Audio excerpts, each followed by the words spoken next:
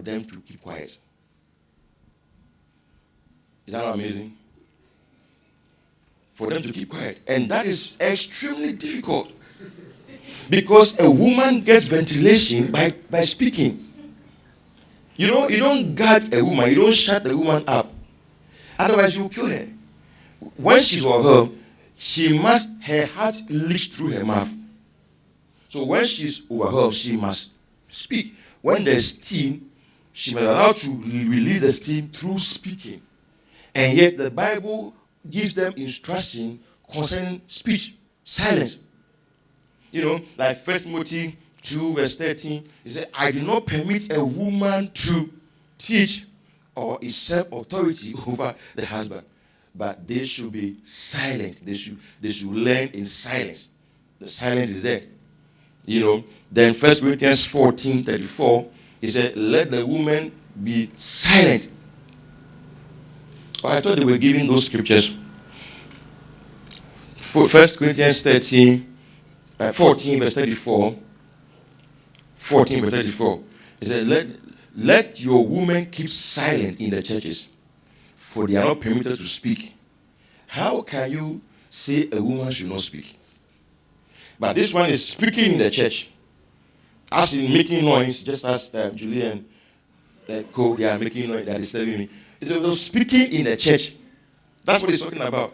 Not preaching or giving a lecture, but speaking, chatter, that thing. Including gossip. Then 1 Peter 3:1 also says that the wife should, it said, wife, be submissive to your own husband, that even if some do not obey the word, they without a word may be won by the conduct of the wife. Yet he says, wife, don't use words. Use your conduct first when you are married to a husband who is an unbeliever. He said, your word. Meanwhile, the woman's greatest weapon is words. The woman's greatest weapon is her mouth. And yet the Bible is giving her instruction concerning speaking. So therefore, it takes wisdom to know when to speak, how to speak, what to say. When you are by the side of your husband, you must know what to say. When you are behind your husband, you say, keep quiet. And you must know when to keep quiet. You must know when to move from behind to come and stand by the side and talk. Because by the side, you can talk. Following behind, you keep quiet. It is very difficult to be number two. If you have not been number two before, you don't qualify to be number one, to lead. That's why the Bible says, if you have not been under authority before, you should not also exercise authority. It is very frustrating when you are not number one. You have brilliant ideas, and you can even express them, and they will not be taken. And you have to have the humility to know that your idea is just an alternative. It's not the only idea. So when somebody is number two, and the person has ideas that he wants to implement, he cannot, because he's not the one that is ultimately responsible to take action. So all that he can say is, all he can do is to say, let his ideas be known. So you can't blame number two that much for what went wrong. You have to blame number one.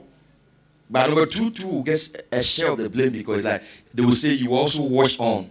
You should have said something. You should have come out publicly to say, I don't agree with what you are doing. Then we will know that you have a different plan. I didn't say anything. Are you getting me? Yes. So it takes a lot of maturity to juggle these positions of beside your husband and behind your husband. Do you know when you are to follow your husband is when it comes to a place where a decision must be taken. And in most instances, when it comes to that place, then you must follow and allow him. But make sure that your voice is heard. Make sure your opinions are heard. Make sure he gets to know that you don't agree with what he's doing. Then you silently follow, and God will come through for you. There's an African proverb which says that when it's morning, both the hen and the cock, they see. But it's the cock that crows, not the hen. He said when it's morning time, the hen too sees that it's morning. But the hen must be disciplined to allow the cock to crow. If anything, you tell the cock, please, it's morning, so crow. Don't take the place of the cock and say, if you don't crow, I'm going to crow. It's not your place to crow, I get you. But it's your place to prompt him to crow. So the wisdom of being number two is to know your place. That's why when you are number one and you have not been number two before, you become autocratic in your leadership. You don't know what it means to be giving instructions to people without you being at the place where you receive instructions. You will never know. So you can just get up and just say anything because you think that you are number one, they have to obey you. You can say, do this, and then you don't even think about the inconvenience that you put the person through because you have not been number two before. So when the wife is told to come behind the man to be number two, it doesn't mean that the man should be a despotic ruler or autocratic ruler who just gives instructions or who just gives commands without thinking and just makes demand that the woman should follow, so you just make a demand. You know, I was talking to somebody, the person said that he has a spiritual father, and then the father told him, he chose a course, and the spiritual father said, no, don't do this course, change this course. And the person thought that he had to obey, and he thought that the man had seen something, that's why, and the man had not seen anything. He said, I don't like this course. He said, well, I attempted to do this course, I couldn't do it. So, you see, the number one is giving an instruction based on his whims and caprices. And number two is supposed to follow.